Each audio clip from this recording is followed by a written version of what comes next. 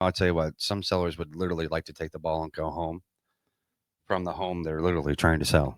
So let's talk about the psychology of the rage quitter seller right now. I mean, you got ego and emotion, people refusing to sell if it means losing. And the fear is if I sell, I can't afford my next home. Well, everybody thinks that way. Next thing you know, the WebMD and Google's telling you that there's possibly a chance that you've got cancer. And then you finally go to the doctor, go to a professional that practices, and they tell you, oh, it's just a sinus infection. Yeah, they're still thinking it's, post-COVID time. And so buyers are saying no thanks and they're moving on. More inventory means more competition.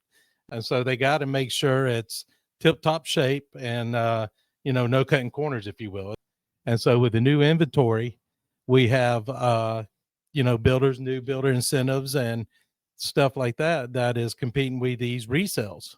What is a good strategy plan? They didn't think that, hey, maybe, I got to do this, this, and this, when they thought, like in post-COVID times, all they had to do was throw it on the market as is, and boom, it's sold within a week or two. I'll tell you what, some sellers would literally like to take the ball and go home from the home they're literally trying to sell.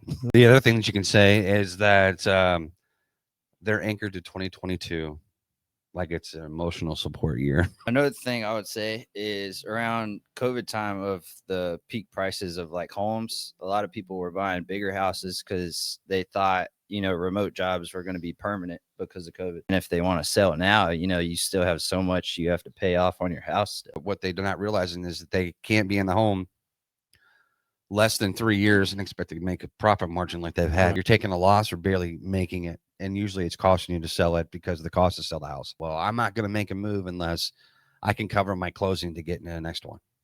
So just not happening. But I tell you what, we do talk about truth and we talk about education on this show. Let's dive in a little bit and kind of get a little bit more positive and really talk about the buyers and how they can still win in this.